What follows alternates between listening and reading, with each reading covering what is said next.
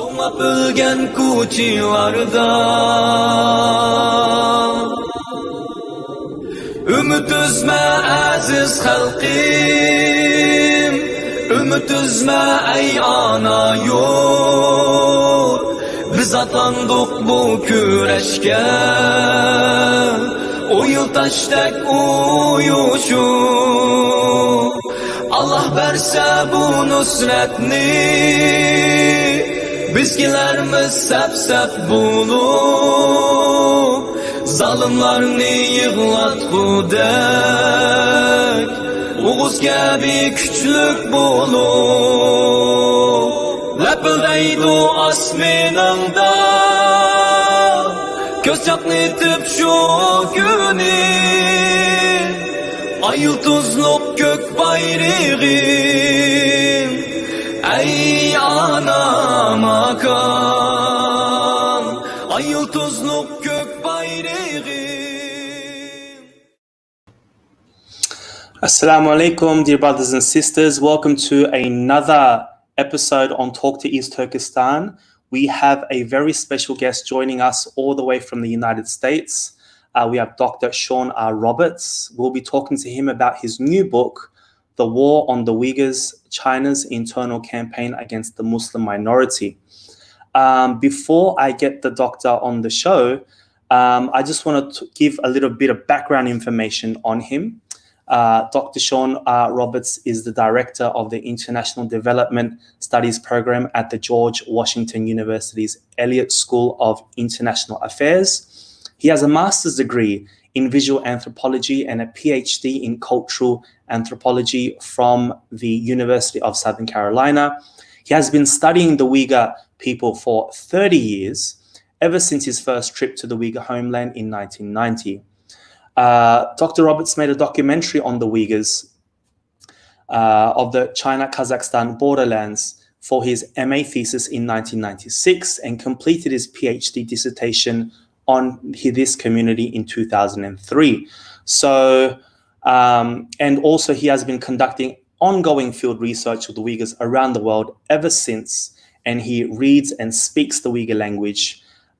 This book is the product of his long-term research and employs a wide range of Uyghur language sources, including interviews with Uyghurs, as well as Uyghur language documents and videos, which have previously not been analyzed in academic works. So I guess what I'm trying to say is we really do have an expert on the show today. And I'm so thrilled after, having such little time with his book, going through most of it today. Hopefully we'll have a fruitful discussion. So without further ado, I'd like to welcome Dr. Sean Roberts. How are you today? Very good. Thank you. I'm very pleased to be here. Excellent. How is it over there? We see a lot of mayhem, at least on the news, depending on what's on your news feed. I think it's a somewhat tumultuous time in the United States, and particularly with the pandemic and kind of the poor response of the government, but we're getting by, and I think I'm hopeful that everything will turn back to normalcy in the near future. Excellent. I hope so as well. Basically, I want, just at the beginning, before we get into the gist of things, I've talked about your background briefly, but if you could, from your own mouth, tell us your background with the Uyghurs, how you got started, and how you've seen things change over the years since your interaction with the Uyghurs and the Uyghur homeland in general, and then we'll get stuck into the book. So, I initially in college was interested in Marxism, and I started studying communist countries. This was during the 1980s, and I was somewhat suspicious of Ronald Reagan's characterization of the Soviet Union as a evil empire. And I had my first opportunity to live in a socialist state in Yugoslavia. And when I got to Yugoslavia in 1987, I realized nobody was interested in Marxism or socialism. but really, the interesting issues happening in Yugoslavia at the time were nationalism, and particularly the relationship between Muslim peoples in the country and non-Muslim peoples, and how that kind of intertwined with nationalism. So I decided I wanted to study Islam in the Soviet Union, and I had an opportunity in 1989 to study in Tashkent in the Uzbek Soviet Socialist Republic before it was independent Uzbekistan. And what I found there was not really a lot of tension between the indigenous Uzbek people and the Soviet state. There was certainly a degree of racism, like you would see in any multi-ethnic, multinational state, but Uzbeks, were not ready to overthrow the Soviet Union or demand independence. And during my winter break, I went to the Uyghur region of China and found a very different situation. I found that Uyghurs were very uncomfortable with the Chinese state and their homeland being a part of the Chinese state. Most Uyghurs, in 1989-90 did not speak the Chinese language. They spoke Uyghur. And so then from that point on, I decided that I wanted to study, in particular, the situation of Uyghurs. And I went to graduate school and went back to do research for my dissertation and the documentary you mentioned, which I made both in China, in the Uyghur region, and in Kazakhstan, where there's also a very significant Uyghur population. And so that was the sort of start with it. And how have you seen the Uyghurs? So I guess from 89, 90, how have you seen things change? Yeah, no, I have seen a lot of change in that time period. I mean, I think I went there first in January 1990. And one of the things that was very striking to me was that compared to the Soviet Union, in the Uyghur region of China, there was a much freer approach to religion. There were a lot of mosques. There were people studying Islam. The culture was, I would say, more intact.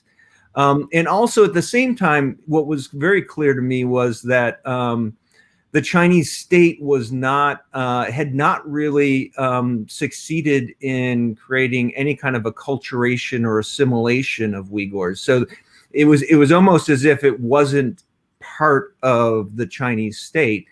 Whereas in the Soviet Union, if you've ever been to Soviet Central Asia, the Russian influence is significant everywhere. And the Soviet influence is very significant. I mean, just in terms of construction and so on. So the Uyghur region in 1990 was very underdeveloped. And it was very much had a Uyghur character to it. Even in a place like Urumqi, which I witnessed, throughout the 1990s become less and less, having less and less of a Uyghur character, and being more a center of Han culture and Chinese state culture. But I even began to see that, gradually throughout the 1990s, as you saw development happening in the south near Kashgar and Hotan. But what was interesting is by the end of the 1990s, the south of the Uyghur region remained overwhelmingly Uyghur. I mean, you would go out to I remember going to a rural area outside of Hotan, and you would not see a Han in sight. You would not hear Chinese spoken, and it was very much a Uyghur milieu. So I think that you started to see that at the end of the 1990s. I actually the book came out that I wrote a chapter in called Xinjiang, China's Muslim Borderlands, that came out, I think, in 2003. And after that, all the scholars who had written there were essentially banned from going back to China.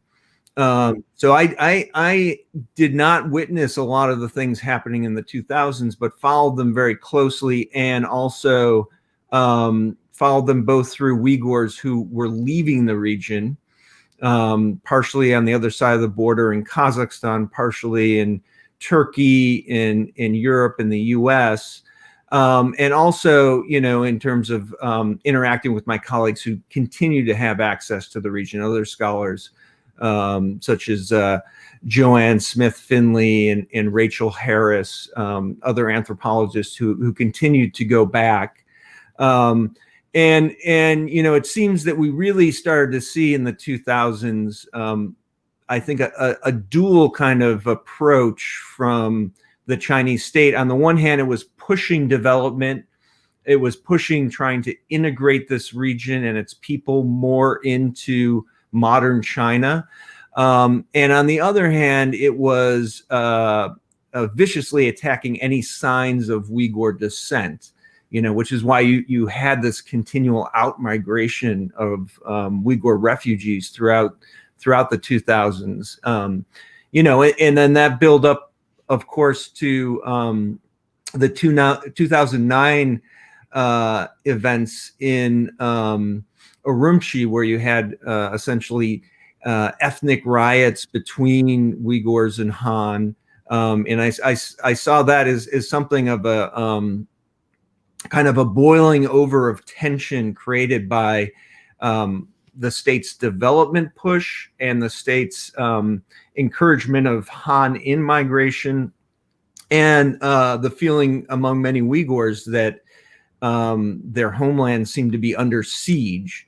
And then the other thing, which I do talk about in the book, is I think post 2001, after 9/11, the attitude towards Uyghurs changed dramatically. I would say it was gradual. Not immediately was there a significant change, but I remember, shortly after 9/11. Meeting with Uyghur scholars in Kazakhstan, and them asking me, what happened where the U.S. Is starting to view Uyghurs as a terrorist force, and the entire international community, I think, would kind of internalize that whole discourse that, well, the Uyghurs suffer a lot of human rights abuses in China, but they are a threat. And we understand why China is maybe instituting some of these aggressive policies. So I think, since 9/11, and particularly since 2002, when the US and the UN recognized a Uyghur terrorist group, which I talk about a lot in the book, that whole terrorism discourse has kind of hung over, I think, Uyghurs as a people like a dark cloud. It's been it's kind of been used as a justification not to trust Uyghur activists, and to have a certain kind of understanding of why China is cracking down on Uyghurs. Yeah, there seems to be, as you mentioned in the book, the word terrorist seems to be used so willy-nilly, where you can just put this name on a predominantly Muslim population, and then therefore we suddenly become, we are suddenly not human. And we are just like, and China is doing the right thing, because there is this notion that, China, ancient culture, there has to be a problem. They're not doing this for no reason. And today, and you point this out in the book very clearly, which I commend you for, the country which is calling out, the number one country that's calling out the human rights atrocities against China, is the United States, the country and their allies, which started the global war on terror. And they themselves have, at the beginning of the 21st century, carried out so many atrocities. And I wrote in a tweet a few hours ago, now I understand why people don't really care about genocides or cultural genocides or whatever you want to call them, because the champions of these human rights themselves destroyed them at the beginning of the century. Yeah. No, I very much agree with that. I mean, I think one of the things when I started researching this book, and I started researching it before the beginning of the present situation, which I kind of mark at 2017, when things got really, really bad in the Uyghur region of China, and you started to see the mass internment camps being built and people disappearing and so on. And I started doing the research prior to this to focus on this issue of how the war on terror had impacted Uyghurs.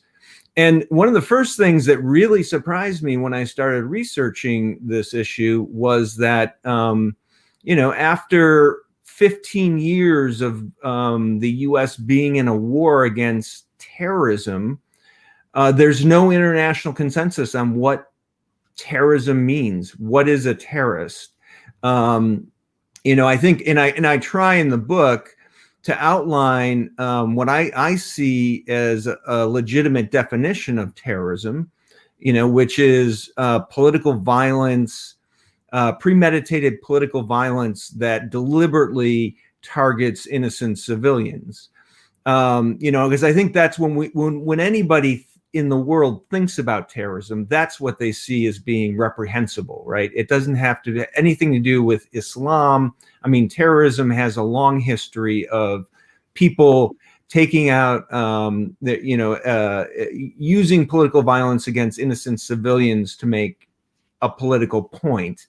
And that's what I see as terrorism. And because there is no international consensus, I think that states have been able to use that term in all different ways.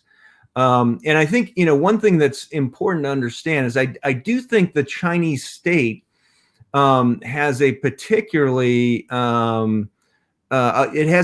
unique understanding of what they call terrorists. And it comes from this concept of the three evils: separatism, extremism, and terrorism.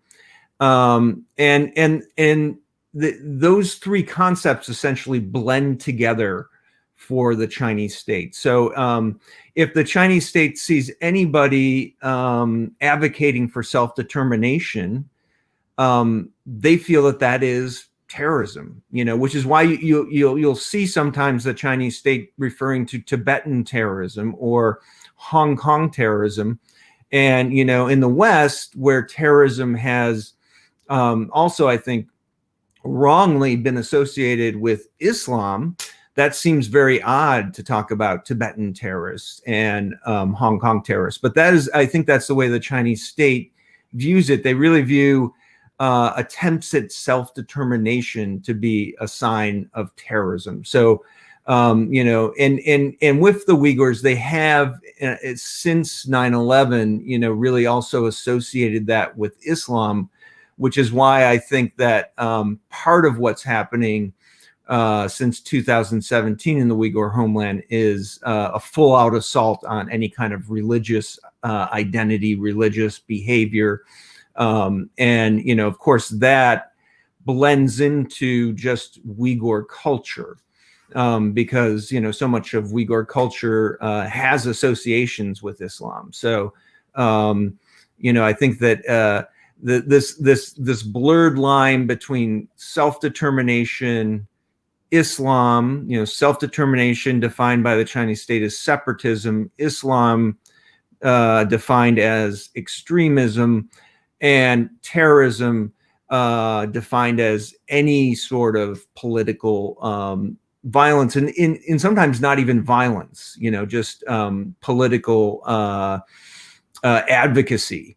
Because I mean, one of the things it right after 9/11, the Chinese state was trying to say that all Uyghur political activists abroad were connected with Al Qaeda, and that argument never stuck in the West, because people knew a lot of activists, who were secular, who weren't advocating violence, maybe weren't even advocating independence for the Uyghur homeland, but were just advocating for human rights. But this label did stick to one organization, one very small group of Uyghurs who were in Afghanistan at the time. So would you agree, I mean, the extent or the speed or the acceleration that China has been able to take out these atrocities, do you blame it or do you put it on the global war on terror? Or would China still have carried out these atrocities regardless of the global war on terror? Like, does the West, on the global war on terror, do they have input on this? Have they played a part in atrocities, which I sort of feel that's what I got from your book? Yeah, no, I do think, I mention both in the introduction and conclusion, I say very certainly, the things that the Chinese state is perpetrating against Uyghurs, the Chinese state should be held accountable for that. That is their activities. They're the ones who, are implementing a group of policies that are essentially seeking to wipe out Uyghur identity. But the West has been very complicit and has helped facilitate that. You see this now. I know you had mentioned earlier that you've interacted with a lot of the kind of people who are denying that there are gross human rights abuses in the Uyghur region and so on, and they'll constantly refer to double standards of the United States, and they'll say, well, this is the way China deals with terrorism. The United States, also used torture and used assassinations and used mass surveillance. And I do think that the scale of what's happening to Uyghurs is a little bit different in the sense that, the United States carried out these human rights abuses, targeting specific groups abroad who were involved in militancy, where in China it's been used against the entire population. But I do think that the West has played a part in this, and that's part of the reason that I think also, particularly post-Iraq war, a lot of people in developing countries don't really trust the United States. They see the United States using military power to change what's happening inside a state, inside a weaker state, and they're prone to arguments that this is the United States making up these things about Uyghurs, and of course that's exacerbated by the fact that most of the world doesn't know a lot about the Uyghur people and their history. We mention a lot of these things. We talk about, say, beer drinking competitions and or forced eating of pork or forced marriages. And we do have a lot of clips, but you can interpret those clips in many different ways coming off the Chinese social media. Mm-hmm. So, for example, you do mention the mixed marriages. Mm-hmm. How do you go about proving this to your fellow constituents or the Western world? Because in the clips, the people look fairly happy. And obviously we say, well, if they disagreed with that, then that's when they'll be persecuted. But we can't actually prove it. Or is there a way we can prove it? Well, I mean, I think it is difficult to prove, partially because, it's so difficult to have any sort of independent voices coming out of the Uyghur region in China. I mean, it's virtually impossible. But one of the ways that I frame what's happening right now in the book is, people around the world have heard about the mass internment camps, and they immediately think about concentration camps, in history in the past, And that is, of course, reprehensible and immediately, evocative of all kinds of feelings. But that's only really part of what's happening, because I think that it's at the center of a network of policies. What I really see the Chinese state is trying to do is to essentially colonize the Uyghur region, to make it a generic part of China, and essentially marginalize the Uyghurs, displace a lot of them. So right now we see a lot of things happening with labor programs that are meant to take Uyghurs out of their native villages and put them in residential factories. And that seems very much a kind of an ethnic cleansing, moving them out. But I think that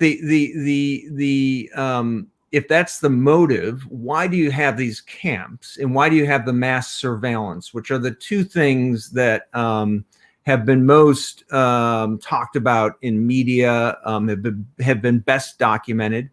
But those create a sense of complete fear in the community. So essentially, your choice, if you're a Uyghur, is do things that the state wants you to do, or you're going to be either put in an internment camp, or worse, you're going to be arrested as an extremist. And the Chinese state has established legal means to describe all kinds of behavior as extremist. In fact, one of the signs of extremism is if you prevent somebody from marrying somebody of a different ethnic group. Yeah.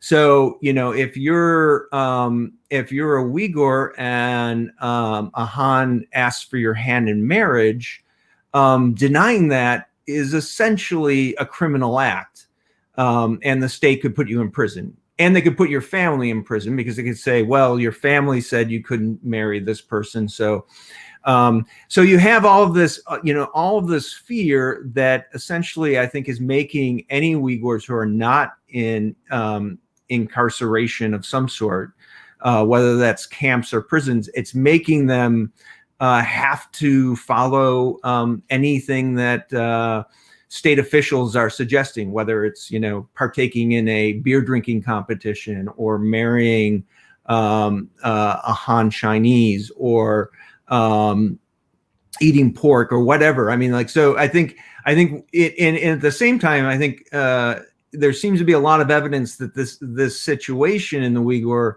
homeland is breaking down any sense of community. People can accuse each other of being extremists. It's like you may both be Uyghurs, but your neighbor, you don't like for whatever reason. You can get rid of your neighbor by reporting them to the Public Security Bureau and saying, this person is an extremist and this is why I think this. And then that person could disappear. So people are not, the social capital of the community is being broken down, and people are afraid to even discuss what's happening, because they know that there's omnipresent surveillance, which has been well documented. It's probably the most surveilled region in the entire world, in multiple lines of surveillance, and also leading into a huge database that provides information about any individual Uyghur that may come into the sight lines of the police or the Public Security Bureau. You mentioned that there seems to be a softening of policy, and that sooner or later China will actually open its doors. And we've seen recently the foreign ministry actually say, we will let the EU independent investigators in. And yesterday I read a report about, first, remember when the concentration camps first made the news, they denied them. Then they called them vocational camps. Then they said the numbers weren't in the millions. It was a few thousand, or I believe the number was anywhere between 30 to 50,000. Now they've come and said, we've been, detaining them indirectly, they've been saying we've been detaining them from 2014 to 19, 1.3 million each year, which racks up to about almost 7 million each year if we were to, add them. Why are they coming out with this information? Obviously, we're going to interpret it as arbitrary detainment, but why are they coming out with this information now? Well, I think, part of what you're referring to is the statistic in this white paper where they're talking about re-education. Yeah. I think this relates, to the answer to your question. In that white paper, they blur the lines of what re-education is. One of the things we've learned is there's been a process underway almost throughout this whole period where there have been labor programs that have kind of this re-education light. I call it re-education light because they're not necessarily in a prison-like environment. But again, it's, your choice to participate in this re-education and labor program, is coerced, because if you don't, then you're an extremist and you go to a prison or an internment camp. So I think those numbers, I don't think that means that, there's been necessarily 7 million in the internment camps, but it shows you the scale. That's 7 million. There's officially, a little bit over 11 million Uyghurs in the China, in the Uyghur region of China, and that means that's almost all the adults, right, are being subjected to some form of re-education. And one of the things when I wrote, my book was finished and was ready to be published at the beginning of the summer, and the publishers said, well, with the pandemic, we think it's better if we wait until the fall to release it. But they gave me the opportunity to write a preface about how the pandemic has impacted this. And, we don't know the real answer to that question. The information coming out of the region has gotten even more narrow since last March, and that's both because the region has been closed down, people are not traveling, and also China has expulsed much of the many of the journalists, international journalists who had been covering this issue. And the one thing I do say in that preface is that I think we are seeing something of a normalization of the situation, where the Chinese state is maybe going to try to start repurposing these camps already at the beginning, or already, I guess, about this time last year. Officials in the Xinjiang Uyghur Autonomous Region said they were starting to close down these camps, and people were graduating from them. So I could see, an attempt to close many of them and really shift to these residential labor programs. I'm sure they would retain some of the camps, again, to make sure you can instill this fear.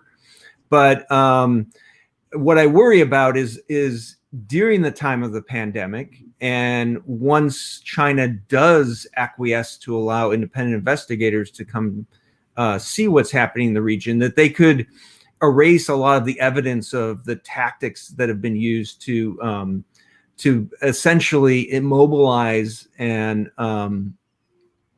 make docile the Uyghur population and marginalize them. So, you could come to a region, a year from now where Uyghurs, most Uyghur villages are not Uyghur villages anymore. Most Uyghurs are working in factories, whether it's in the Uyghur region or elsewhere in China, where they are under so much fear that they're, if they're interviewed by people, they're not going to say anything negative about the state. So, I worry that is a process that may be happening. And I think we'll only know when people have access to the region again.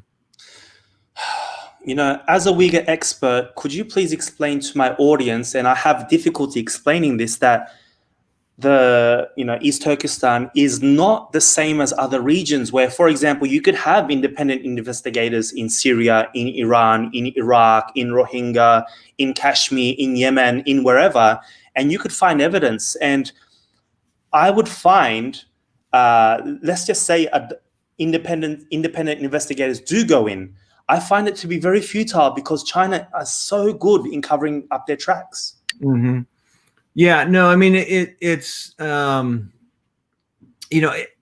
back to the 1990s, there's always been, it's always been very difficult for anybody outside to do research in this region. There's always been a significant amount of surveillance. There are repercussions for people who interact with outside researchers.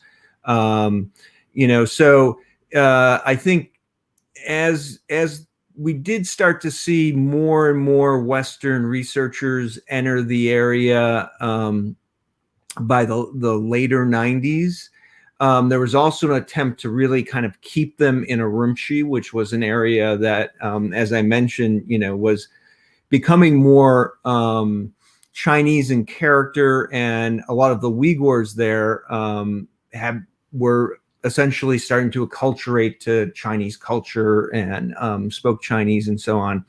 And I've talked with some of my other colleagues about this. That I think has also distorted the view of the region itself as being more Urumqi centric, where what we see starting in 2014 in particular, and then definitely by 2017, is the Chinese state is most concerned about that southern region, which is overwhelmingly Uyghur.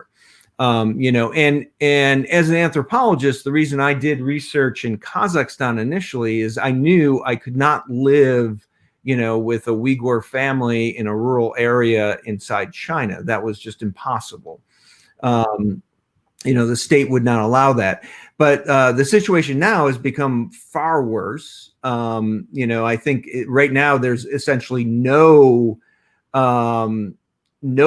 who can get access to the region from the outside unless it's on a fully curated tour. I think you even saw this over the last 3 years with Western journalists who tried to go in and film where the camps were, and they'd be chased by police and I think now, right now there's virtually no access. I've seen, no reports where people have even gotten into the region in the last year. So I think that you're right. It would be very difficult, and I've thought about this, since this began. I think it's really important. I think it would be important to bring in people who have a lot of experience in the region, and people also who maybe have a lot of experience with mass atrocities, who could see the signs of things, because, certainly when I see the videos from these curated press tours to the camps, I look at them and I can see what's happening. Whereas, maybe a journalist who has never been to the region, can be fooled by that. But, I can see that these people, are completely, under fear. We had that reaction from the one journalist from Albania who went and could just see through what was happening. He said he talked to people about Islam and he realized they could not talk about Islam. That this was, as a Muslim himself, he was, horrified by that. He could see that these people were completely under duress and feared saying anything. One interesting part that you mentioned in the book, and this sort of hits home, where you mentioned the Uyghur cultural figures, professors, writers, musicians, actors. They've been given straight up prison sentences. And I'm lucky enough because my father-in-law is a famous actor and comedian, and he was out. He spent about 10 months in there, and he was out. And now a lot of CCP supporters or people that advocate for the CCP, they use that against me, or they use that against the Uyghur cause. Well, your father-in-law's a famous actor, and now, you know, he's very well assimilated. He's talking Uyghur on shows. He's living the high life. How come some cultural figureheads get prison sentences, no re-education, just prison, and some are let out and they do their thing, or at least it looks like they're doing their thing? Yeah, that's a really interesting question. It kind of reminds me, of when I was doing dissertation research, and I was looking at the history of the Uyghurs in the Soviet Union.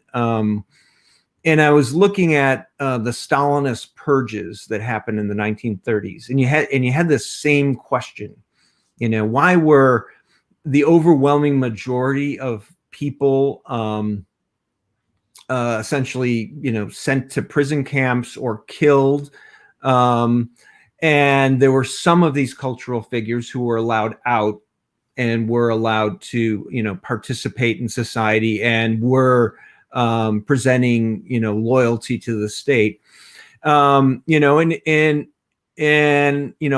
hate to, it's difficult to speculate, but, I spoke to one Uyghur who was from Kazakhstan, who had looked at the archives from this time, and he was a scholar of Uyghur literature, and he told me about the vicious ways that people had sold each other out. And I said, you should write an article about that. And he said, no, there's no reason to write an article about it, because these people's families are still alive. Their children and grandchildren are alive. Why drag their names through the mud? And I think in these situations, to be completely fair, it's difficult if any one of us put ourselves in that place. Are you willing to sell out your friends and family to survive or not? And I think some people aren't even presented with that opportunity, but some of them are obviously presented with an opportunity like that. And, it's a very difficult ethical question to answer, what any given individual would do. So I do think, I think time will tell. One of the things that I have to say about the Uyghur people in general is that they're very resilient. And I've always found that, Uyghur culture in art and literature in particular has always been very innovative in the ways that it resists kind of Chinese control. And so it'll be interesting to see, whether some of these people who are getting out and who are producing things, if we're going to see them send any messages of resistance through what they do, or whether they're just going to mimic what the party wants them to say. True. Okay, the term cultural genocide. Okay, so as soon as we add this term cultural, it seems to soften up the word. But in your book, you say, cultural genocide is still a powerful thing. It's a powerful label. And what came to my mind was China's going to carry out its cultural genocide, say, raise mosques, cemeteries, language, and they'll pretty much kill the people who resist that change or resist that form of genocide, and therefore you wouldn't need to kill a whole population of people. And you say China's end game is not necessarily to cull or have a Holocaust type situation. Yeah. I mean, I think there's two important points here. One is that maybe in popular discourse, cultural genocide softens the term genocide, but from a perspective of the UN Convention on Genocide, or from the perspective of the person who coined the phrase genocide, who was a Polish lawyer named Raphael Lemkin, they talked about it as trying to destroy a group of people, an ethnic group, a nation. They did not describe it as necessarily the physical extermination of people. I think since the Holocaust, in popular discourse, people always associate genocide with mass physical extermination. And as bad as what we're seeing happening in the Uyghur homeland right now, I don't think, there is mass physical extermination. But what we are seeing is it does have precedent historically. And one of the reasons I use the term cultural genocide is because I think that what's happening is much more akin to what's happened to indigenous nations around the world through settler colonialism. You can see a lot of the things that are happening to Uyghurs. They happened to Native Americans in the 19th century. And sometimes you'll see even, people who are supporting China's policies towards Uyghurs saying, well, the US did this in the 19th century. Australia did it. Yeah. Australia did it. Yeah. And that doesn't make it right, Yeah. And doesn't make it right in the 21st century. So I do think that, what they're trying to do is decimate kind of the nation as opposed to the individuals. So they're trying to destroy any sense of community. They're trying to depopulate. Certainly, there's evidence of mass sterilizations. There's evidence of trying to coerce interethnic marriage. There's evidence of, putting people through a lot of physical duress that may end up in their death.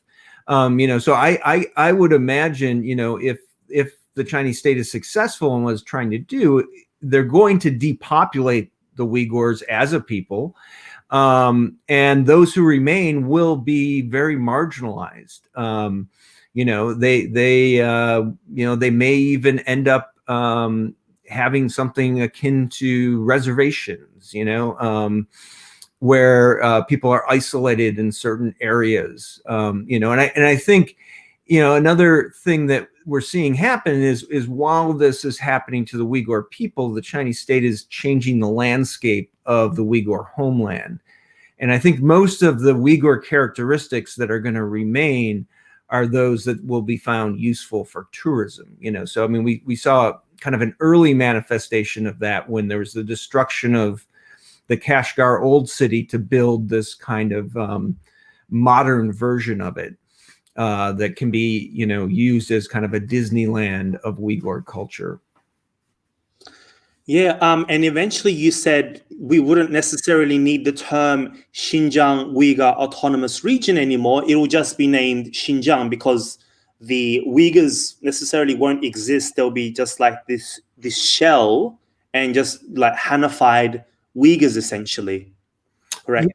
Yeah, no, I could see that, very well taking place. Some of my colleagues who are looking at, in comparative perspective, the Chinese state's relationship with non-Han peoples are also noting that what's happening to the Uyghurs is happening simultaneously with kind of a greater campaign to wipe out any cultural diversity, and perhaps even get rid of the idea of ethnic nations themselves. Some of the proponents of this idea, who are Chinese academics who've been around for a while, have compared it to the United States and said, well, in the United States, in your passport, it doesn't say Uyghur, Irish, British, whatever, it says American. And, they're also gradually cutting back on any kind of affirmative action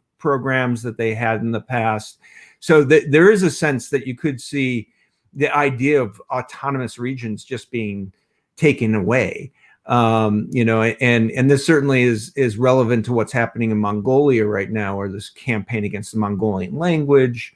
So I could see autonomous regions, whether it's Hong Kong or the Uyghur Autonomous Region, or the Tibetan Autonomous Region, or the Mongolian Autonomous Region. I could see them just disappearing from the state system of topography. I'm going to play devil's advocate for a bit. I want to question one of the things that you wrote. You wrote here that those who have refused to submit to the whitewashing of their culture and either willful assimilation or self-marginalization likely will remain incarcerated indefinitely. Mm-hmm. Now, the reason why I want to question this is because, are you saying that there is, we gather that there is no room for rebuttal against what's happening to anyone? So how could one tell that they are not submitting or not assimilating? Because they could easily say, no, I submit, I follow your rules, and they'd be out technically. Yeah. Do you believe that there is room for no submission? I do not. I mean, I think this is somewhat speculative, right? Because we none of us have been in a camp. Yeah. But reading, kind of the eyewitness accounts and so on, it seems that the people who get severely punished, who are subjected to torture and so on, are the ones who do resist. Yeah. Which would suggest that, the only way to kind of survive with any kind of humanity is to submit completely, right? In history, there are lots of examples of this where, again, I can point to the Stalinist purges. You can point to the Cultural Revolution, where people, Cultural Revolution in China, people have to, kind of in a performative way, whether they believe or not, they have to agree that they're with everything they're told to agree with, right? It's difficult to know. It goes back to your question about your father-in-law. What allows people out of the system of incarceration? How do they convince the state to allow them out? Or, another possibility is, just like most of the internment was arbitrary at the beginning, that there may be just kind of an arbitrariness of let's put these people out. I know that, some of the activists in Kazakhstan who've been trying to document people have suggested that they think sometimes if you bring international attention to a specific person's case, that gets them out of the internment. And sometimes that seems to work and sometimes it doesn't. And why? So I think, we'll only know the full story of this, when we get a critical mass of survivors, and particularly people, most of the eyewitnesses we've had didn't spend this entire 3 years in camps. Yeah. Maybe when we hear from people like that, we'll get a better idea of, who was allowed out and why. And of course, any kind of system like that where people are, kind of divided among those who submit and those who resist, is extremely destructive to the community itself. Because people, again, going back to, for example, the Stalinist purges in the Soviet Union, people, held grudges for generations about people who sold out their family members. It's just I think a reality of that kind of very brutal existence that, people to survive sometimes may have to sell out each other. Yeah, because even if I'm not mistaken, you mentioned this in the book, the 48 ways to end up in a internment camp. One of them, well, if you had the opportunity to sell out someone and you didn't, then you would actually go to the camp. So you have no choice but to. Yeah. I've got this question here. You've talked to many Uyghurs on the outside, all over the world. It says CCP has borderless ideological concentration camps for the Uyghurs outside China. Can we talk about it? Yeah. Actually, that's something that I'm going to try to do some research on over the next year. Actually, is it's interesting. Certainly, the Chinese government is putting extensive pressure on people like yourself, any Uyghurs abroad who are speaking out about this. And I think it might be overstating it to say it's borderless concentration camp, because otherwise I don't think you would be broadcasting this right now. But I do think that it's reflective of something that's happening with a lot of authoritarian states around the world, where they're finding with new technology and so on that they're able to punish dissent even when it's outside their borders. Yeah. And so actually I'm working on an article about this with the Uyghur case that's going to be in a book that's a comparative book that looks at several different cases. Some of the former Soviet states, Tajikistan has been assassinating dissidents who are in Istanbul, and Russia obviously has had a lot of experience kind of stifling dissent that's outside its borders. But the Uyghur case is particularly intense, I think, because of maybe because of this expansive database that they're producing on Uyghurs. And a lot of the stories I've heard from Uyghurs is that they've been called by people from the Chinese security organs and asked for extensive information about their address, about where they work. And one can only imagine that this is all being put into a massive database.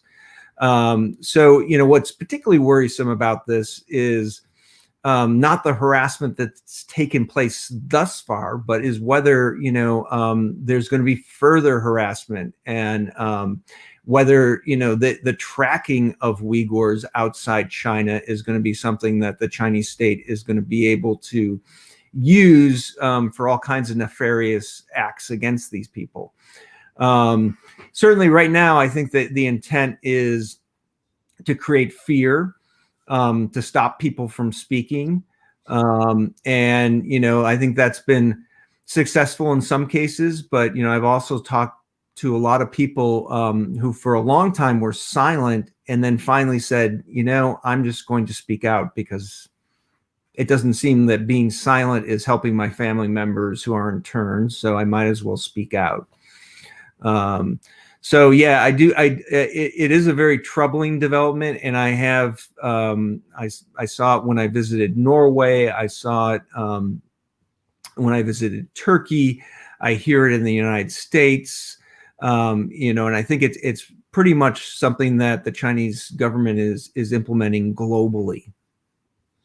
A sort of a touchy subject I want to bring up now. We talked about it just before we started the interview. Now, as activists, as Uyghur rights organizations, as groups, we tend to not affiliate or talk about or stay away from topics like ETIM, TIP, because they've been labeled as terrorist organizations by many countries around the world. But you have a slightly different take on it.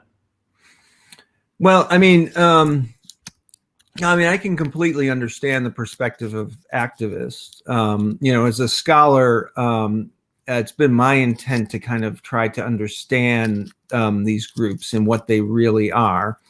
And, I mentioned in my book, I think a lot is still shrouded in mystery about them.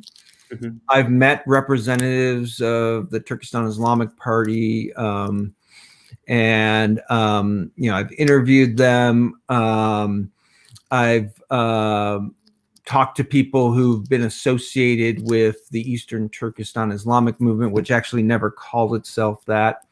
But there certainly still is a lot shrouded in mystery. But one of the things I think that happened with the global war on terror is, even about a group where there wasn't much information, you had this kind of industry of terrorism analysts who were producing information about groups, and the tenor of their work is very confident. They basically say, "Oh yes, this is what this group is all about," and when you interrogate their sources, there's not much there's not much information. So I tried to kind of dismantle that a bit in looking at these groups. I think the first group you mentioned, ETIM, I don't think that was ever a terrorist organization or ever a group aligned with Al Qaeda. The evidence about this group that I've been able to dig up was that you had one religiously inspired Uyghur nationalist who left the country, went abroad, tried to get resources from the Uyghur diaspora in Turkey and Saudi Arabia, but pretty much unsuccessfully, but ended up trying to start a training ground in Afghanistan to start an insurgency to liberate the Uyghur homeland. Now, he was eventually killed by the Pakistani military in 2003. He kind of came to Afghanistan with this intent to establish this project at the wrong time, right before 9/11. Yeah. Evidence suggests that they had very strained relations with Al Qaeda. Because they weren't interested in global jihad. They were just interested in liberating the Uyghur homeland. And further evidence suggests that the Taliban essentially tried to quarantine them and prevent them from doing anything. Because the Taliban was in close discussions with the Chinese state at the time. So that group, I don't see, that was the group that was initially identified as the Eastern Turkestan Islamic Movement and branded a terrorist group by the United States and then by the UN, again with the help of the United States in 2002. I think that group was completely inconsequential and not at all part of global jihadism. You do have a few Uyghurs who, in the aftermath of the U.S. invasion of Afghanistan, end up in Waziristan, Pakistan. And it's a very small number, but they become very prolific in video production. And how easy it is to do video production. So you had a few Uyghurs who I don't think really constituted a fighting force at all, but probably were sprinkled among foreign fighting forces in northwest Pakistan at the time, in Waziristan. And that group starts producing a lot of videos that calls itself the Turkestan Islamic Party, and that really feeds into the Chinese state's propaganda about Uyghur terrorism, and maybe to a certain extent into Chinese state fears of potential for radicalization of the Uyghur population as a whole. But this group itself, I think, in one terrorism expert, to his credit, mentions, they were really more of a video production group with a fighting force than a fighting force with a video production unit. They were really not very consequential. But what happens, in the aftermath of the Urumqi riots in 2009, when you have all these Uyghurs fleeing the country to Turkey, and a lot of them going through Southeast Asia, is this group is able to recruit a significant number of Uyghurs to go to Syria. So by 2013, there is a significant number of Uyghurs fighting in Syria. I wouldn't, in the definition I use for terrorism, which, as I mentioned, is, political violence that deliberately targets innocent civilians. I don't think there should be considered a terrorist group. They're really a mercenary group. They do believe in global jihad, at least their leaders, and at least by their videos. But the people who go to join them in Syria, a lot of them, some of them just go there because they have no financial means in Turkey, and they're told that in Syria, they'll be given a place to live, they'll be given food, their kids can go to school, and others think that they're going to actually join, again, a fighting force that's going to someday liberate the Uyghur homeland from Chinese rule. I completely understand why Uyghur activists want to distance themselves from this group, but I think it's important to recognize this group exists and to really expose what this group actually is. And I think, a lot of the people that I interviewed who had been in Syria and had left the group to come to Turkey realized that it was not a group that was going to liberate the Uyghur homeland, but it was essentially a mercenary group that was serving, other patrons in Syria. So, yeah, I think it's important to discuss these groups because, what you get, again, from people who are trying to deny what's happening to Uyghurs in China is they'll immediately show these videos, and the Chinese state has created also recently several videos about the Uyghur terrorist threat to kind of associate these people with the reasoning for their crackdown on Uyghurs. But what I think the final and probably most important point is these groups have never been influential inside the Uyghur homeland. And in fact, they produce videos that applaud Uyghurs who carry out violence against the Chinese state, but they do not have any. There's no evidence that they were ever behind any of these violent acts. And I think that for the Chinese state, the justification that there's a Uyghur terrorist threat inside the population is the key to why they're essentially destroying Uyghur culture. And I don't see much evidence that ever really existed.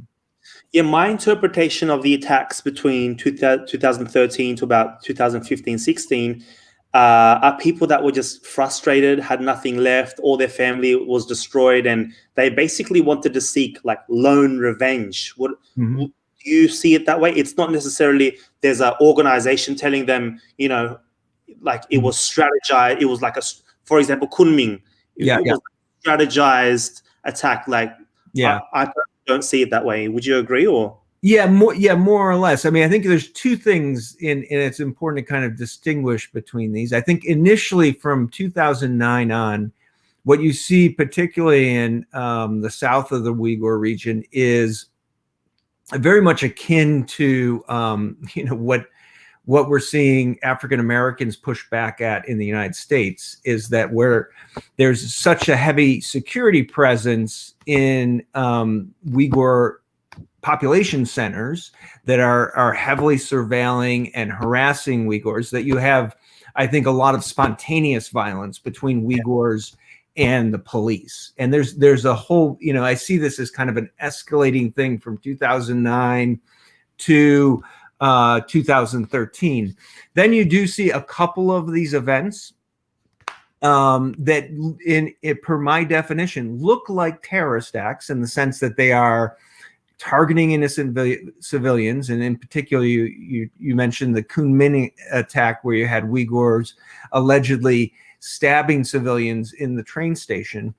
But there's no evidence that these events were ever the brainchild of any organization. And in fact, when you kind of deconstruct each of them, there's multiple possible explanations for what happened. In the Kunming instance, for example, what was happening at that time is you had almost an underground railroad of Uyghurs who were leaving through Yunnan province into Southeast Asia, trying to get to Turkey, just fleeing the region because of the police violence in their native villages and the duress they were feeling there.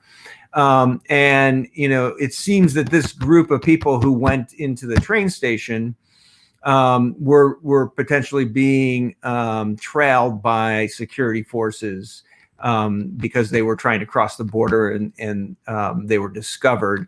And so maybe that was just kind of a kind of an act of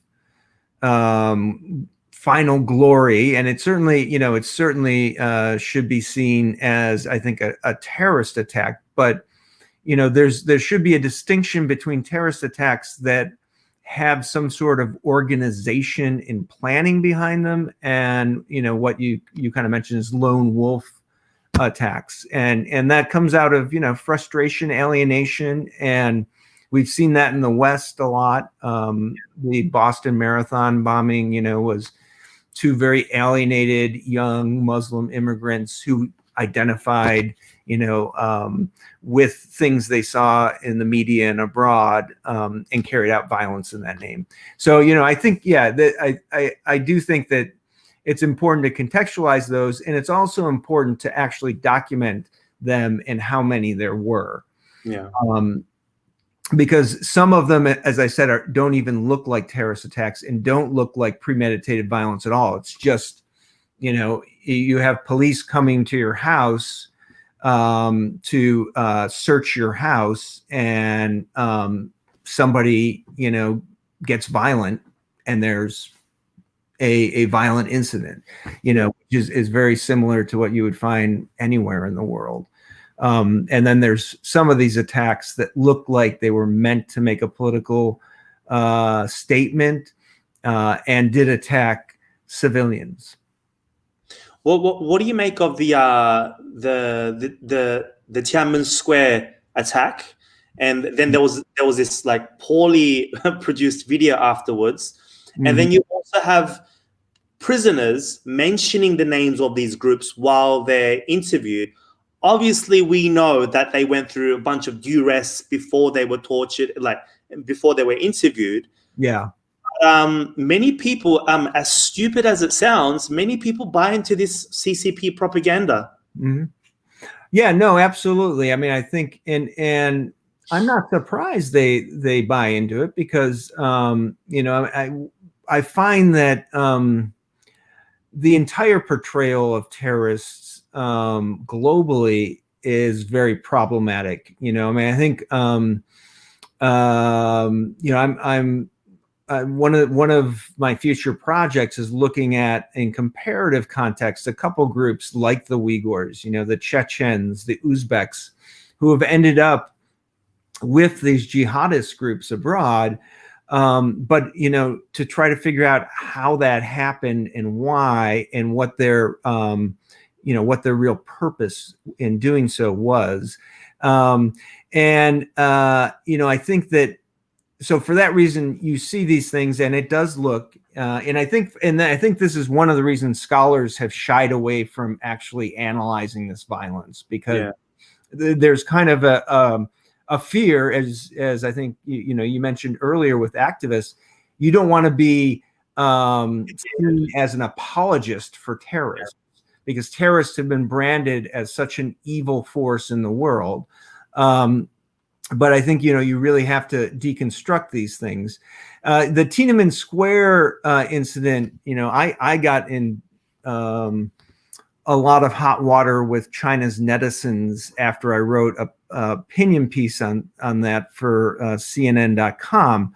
Where I was merely pointing out that this did not look like a sophisticated terrorist attack, of an international jihadist group. Yeah. It was a family of Uyghurs, including I think a mother-in-law, husband and wife, driving an SUV into Tiananmen Square. And they ended up dying. I think they killed one tourist.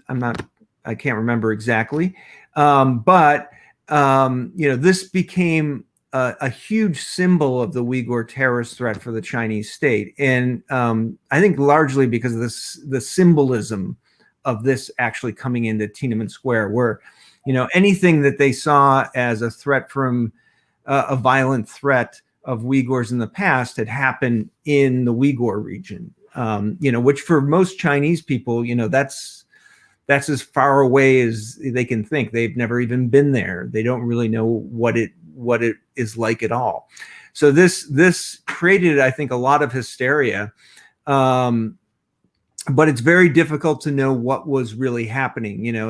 There was one expert in terrorism from the UK, Raphael Pantucci, who put out a very interesting article about this when it happened, kind of an analysis, inconclusive because we don't really have concrete information from the Chinese government. But, he was saying that one possibility was these people were actually not trying to kill others at all, but it was more like the Tibetan self-immolation. They were trying to commit an act of suicide by killing themselves to make a political statement. But we, in all of these events, unfortunately, we have so little reliable information, and I certainly don't believe the video interviews you see when people have been interrogated, probably tortured, who will say virtually anything that they're told to say. But I do not see any evidence that the Turkestan Islamic Party was behind that. Yeah. We'll sort of wind down now. Last sort of two questions. One, this is happening to the Uyghurs now, and we slowly see it happening sort of India, sort of doing the same thing to the Kashmiris. And we could see other countries with indigenous populations also be, for example, buying Chinese technologies. And I would imagine a lot of countries or the dictators of other countries would love to have the power that China has to enforce this. Mm-hmm. And number two, what is the solution? I mean, we could talk about the atrocities all day. What is the solution? You sort of mentioned a solution towards the end, sort of economically, and saying that worked for apartheid, against the apartheid regime in South Africa. But obviously the apartheid regime in South Africa is totally different to the 21st century China that we're looking at. Yeah. So yeah, first, it's happening to the Uyghurs. It could happen to others, and then the solution. Mm-hmm. Yeah. So first, I find this to be a very dangerous precedent in the world. I do not study Chinese state decision making. I'll leave that to my political science colleagues. But I wonder, in retrospect, to what degree the Chinese state looked at what Myanmar did to the Rohingya, and the lack of international attention to that, and thought, well, why couldn't we do that to the Uyghurs? People have since said the same thing about India's reaction in Kashmir this past year.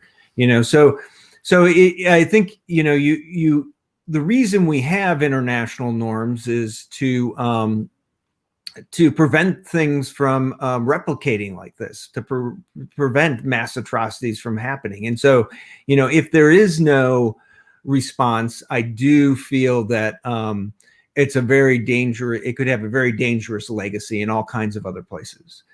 I think that it is important, obviously, for states to take a stance on this. I would love to see the United Nations actually be able to hold China accountable for this, but it's very difficult to see that happening because the United Nations is an organization of states.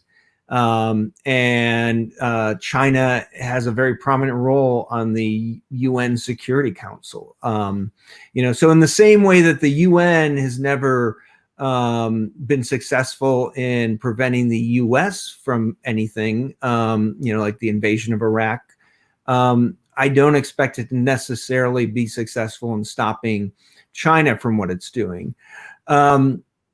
We have seen Western states take a stance on this. And one of the unfortunate things is, we're seeing the United States take more and more of a stance on this at a time where the U.S. government is very evidently mounting a general campaign against China. So that's also kind of served to discredit what's the U.S. says, because they'd say, well, the Trump administration's just demonizing China everywhere. So, why do we believe them about the Uyghurs? And I think most importantly, this issue should not be a geopolitical football. It should not be used in geopolitical competition. It should be a humanitarian issue. What I'd like to see more states in the developing world take a stance on this. Unfortunately, the Chinese state's soft power in the developing world is very, very strong right now. And, to expect a state that might be receiving a lot of economic benefits from its relationship with China to do something based on humanitarian concern, it is a difficult thing to ask. I think that most of these states don't want to do that. They don't want to rock the boat. I do hope that we'll see more reaction from the Muslim world. I think we're starting to see that on the grassroots level. And, this is all getting to the point that, I advocate in the book that really to hold China accountable, there has to be a grassroots movement. So it has to involve people putting pressure on their country's governments to speak out about this. And, the analogy to the anti-apartheid movement that I mentioned is really a kind of consumer-based advocacy, because I feel that the one thing that might change Beijing's behavior is if they feel that their major global strength, which is economic reach, is threatened. Yep. So if there's a way, to really put pressure on Chinese companies that have gotten entangled in this, and that involves, a significant amount of China's commercial sector, particularly given the labor programs where Uyghurs are being used in factories all over, and also putting pressure on Western brands. We just saw H&M remove itself from its supplier in the Uyghur region of China. Because that was due to pressure. And I do think that kind of pressure, the one thing about the 21st century is that kind of pressure might be much quicker and much more effective than it was in the 1980s, precisely because of the internet. You can quickly cause a stir when you are able to document that a global brand is complicit in cultural genocide. and mass atrocities. And so I think that any kind of attempt to get institutions also to divest, that was part of the anti-apartheid movement. Is, it turned out a lot of universities invested their endowments in South African companies. Right now, a lot of US universities and probably universities globally invest in Chinese companies that are directly involved in repression against the Uyghurs. So, really, really trying to hit those economic levers. But I think, in the end, it requires, every strategy possible to put as much pressure on China to change its behavior here. I'll just get one question from one of our followers, and then I'll sort of end the show. It says, what could be the situation of Uyghurs and other Turkic peoples in 10 years? I won't even say 10 years, maybe in a few years' time. You know how we're looking for, say, with COVID, we're hoping that, in a year's time, everything will go back to normal.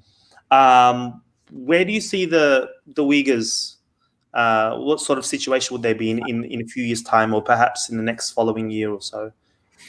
Well, I mean, I'm very concerned about Uyghurs and other indigenous groups of the Uyghur region inside China. I think that we will. I remember when this first started. We a lot of different scholars, we were communicating on internet about what was happening, and one person had suggested, this place is gonna look like Uzbekistan, where you're gonna have everybody assimilated. At the time and now I don't believe that's what it's gonna look like. I don't think I think the Soviet attempted assimilation was nowhere near as heavy-handed. It was incentivized, and so you were able to hold on to being an Uzbek, even if you spoke Russian and drank vodka. I think the situation in China is such that I'm more concerned that the situation of Uyghurs and other indigenous peoples in the Uyghur region may look more like indigenous peoples around the world who've been marginalized, depopulated, and I think a lot of those communities have become more strong with time. So I mean, not even looking at Aboriginal people in Australia or Native Americans today, but looking at them, 100 years ago, maybe even 150 years ago, right after they had undergone all these kinds of mass atrocities. So that's what I worry about. I worry that, you're going to see people primarily marginalized in their own homeland, depopulated, displaced from their native hometowns, and the only ones who are able to operate at all, will have to be heavily assimilated into Chinese culture and speak Chinese language. And so, I think the Uyghur people, as we know them inside China, I'm worried that they're going to essentially disappear, with time if the present situation continues. That said, I also think it's really important to remember that there is a significant Uyghur population outside their homeland, and those people I don't think are going to disappear, and they're probably going to become a stronger voice. And I also think that it is the Uyghur people in diaspora who are the big hope to really change this situation and to keep attention on it in the global arena. So I think, I think we're not going to see the disappearance of Uyghur identity entirely. The question is whether we'll see that inside China. Dr. Sean Roberts, I've taken up 90 minutes of your time. I really do appreciate it. My followers also do. Thank you so much. Thank you. Thank you. It was a pleasure. You know, I'm really happy to discuss this book with a Uyghur, you know, because I think that you're going to be the best judge of whether I've told this story correctly. Yeah, and just for the people, if you know, I get many questions about, you know, what should I read and how can I know about the situation. If you guys want like a quick read with this book, essentially, if you just read the preface and the introduction and chapter 6, that pretty much gives you a gist of what's been happening recently. But this whole book, which is about 250, 300 pages, it gives you a whole modern history of about, what, 250 years. And this book will pretty much, it gives you, in my perspective, the best summary out there so far. There are many other books, but with regards to it coming out in 2020, the most recent, the most modern version of what's happening to the Uyghurs, make sure you guys get it on Amazon. You can get it on Kindle for about $10, under $10, and the actual book for about $30. So please make sure you guys check that out. I will add the Amazon link under this thread. So make sure you guys check that out. So I want to thank, obviously, Mr. Dr. Sean Roberts and everybody else for joining. Make sure you guys like, share, subscribe to this video and our channel. And until next time, guys, Assalamu alaikum wa rahmatullahi wa barakatuh.